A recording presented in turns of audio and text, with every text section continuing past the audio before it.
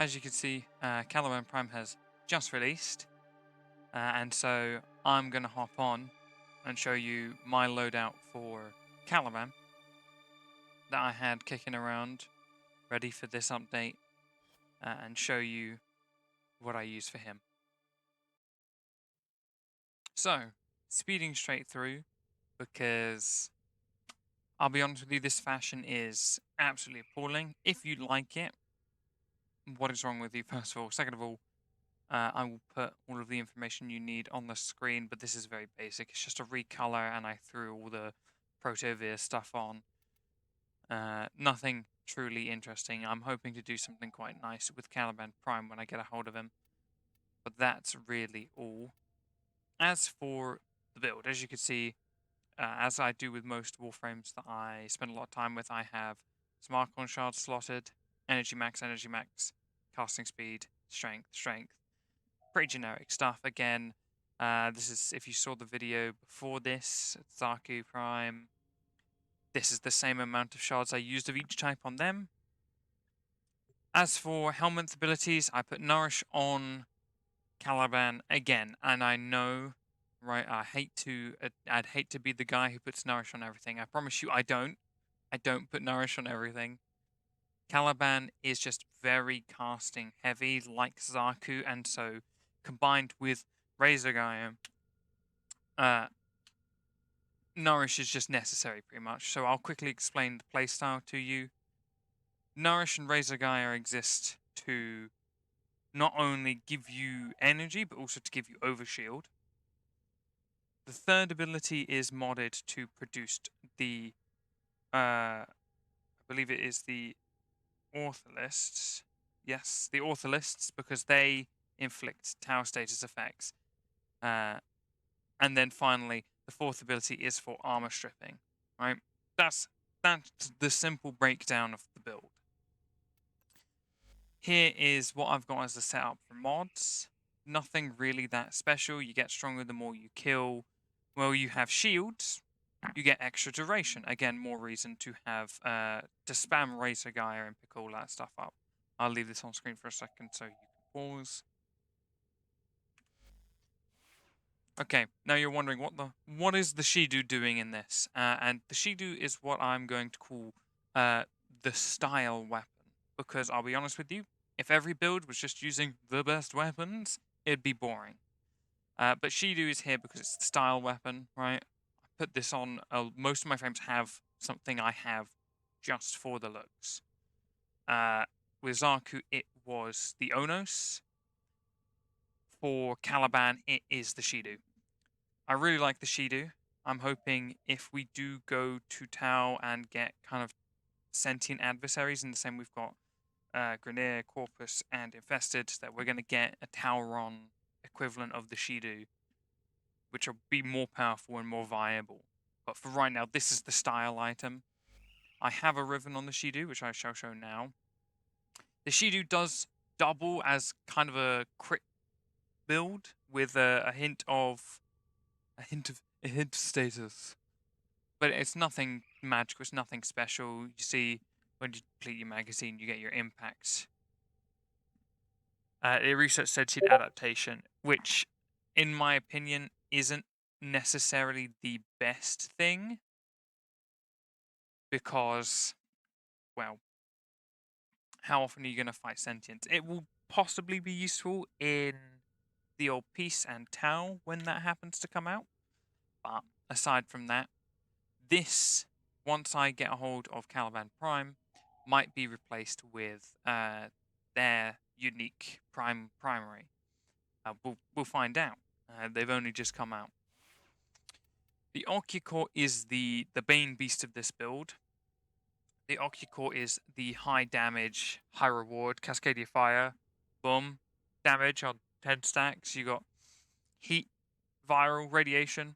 The main reason why the Ocucor is very powerful is because of Sentient Surge. Each target eliminated refills the Ocucor's magazine. And the way the Ocucor works is a kill generates up to 4 energy tendrils that lock on to enemies near the reticle. They reset on a reload, but with Sentient Surge, the more you kill, the less you need to reload. So essentially, you never lose that that unique trait. So this is the main damage of the build. For the melee weapon, I'm currently using the sledge just because it's funny and I like throwing a hammer. But you could replace this with the glaive prime. This is realistically just to simplify. Caliban primes and strips and all of that stuff. The Warframe is the primer in this situation, right? The Ocucor is for all of the stripped, annoying little enemies that get on your nerves and realistically mean nothing. You kill them in waves.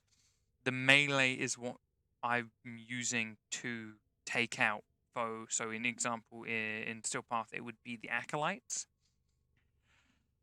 But I'm still playing around with it a little bit.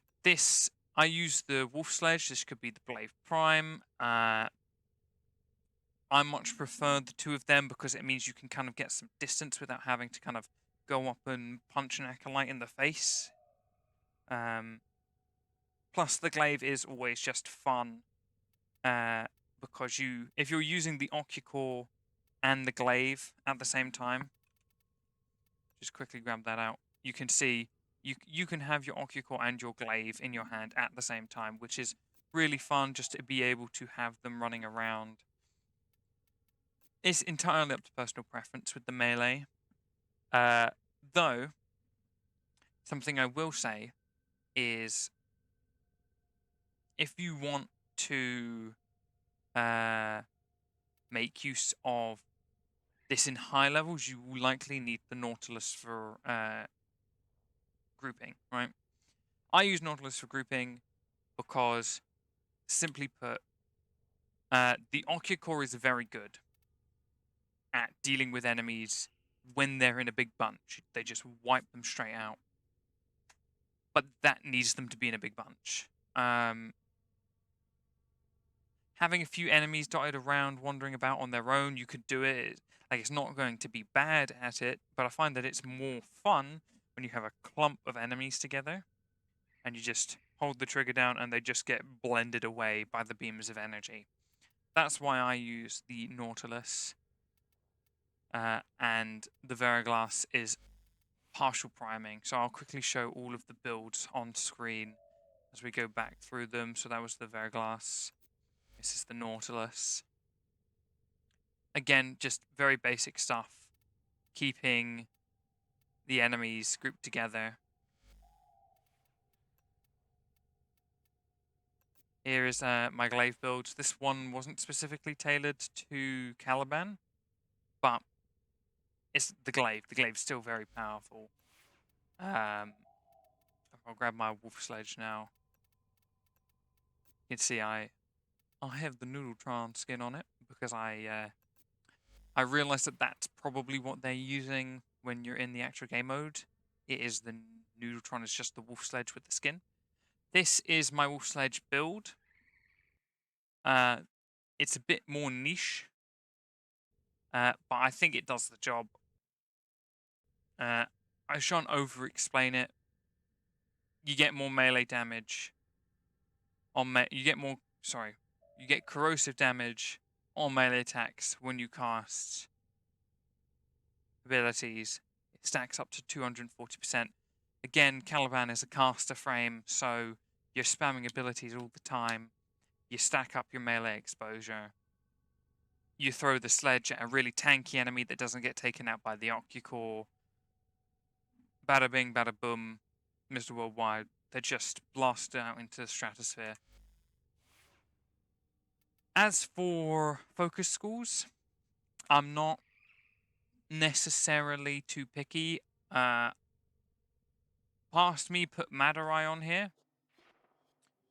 I think that I'm still switching back and forth. I think Zonurik is what I'm going to stick with. Based on the fact that, again, starting in missions, you're going to need that little bump of energy. So you pop Nourish, and then you put down your energy siphon so that you can get energy And then, so long as you have your 1 and your 2 active most of the time, you're going to have enough energy as Caliban. But yes, I'll show you guys some gameplay now about Caliban. And then what we'll do is I will add in the info card or in the description somewhere a video of Caliban Prime's equipment or anything else important that I think should be added on top of this. But I wanted to put this out quickly to show off what my Caliban build has been and what I'd recommend based upon that. And I'll see you guys in a bit once I eventually have tried out Caliban Prime's weapons to see if they're any good.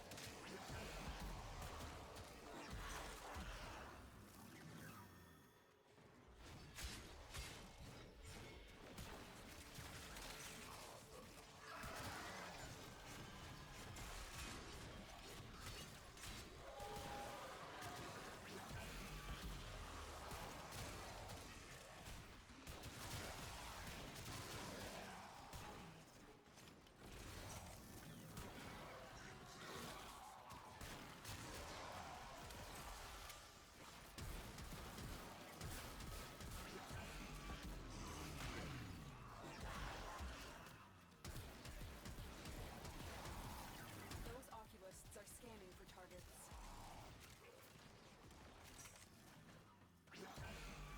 The sentient has detected you. Fighters incoming.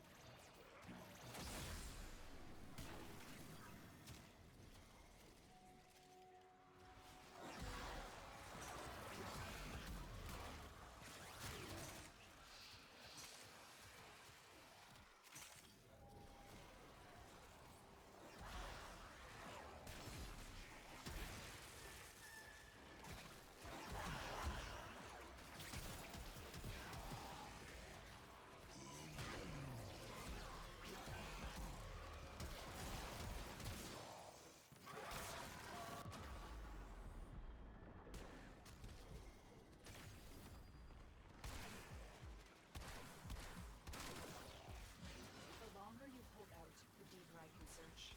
But if you need to leave, extraction is ready. Void manifestations, drawn to this cursed place of stolen lives. They will drain your life support unless they are destroyed.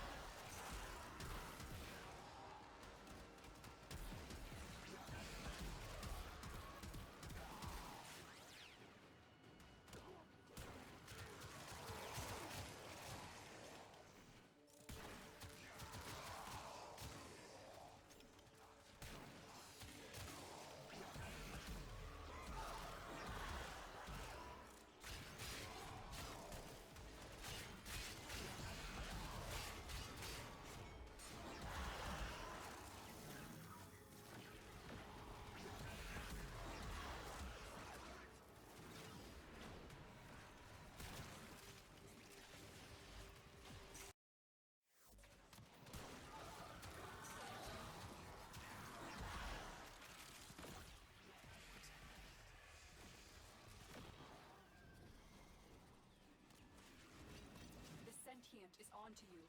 Look out for troopers.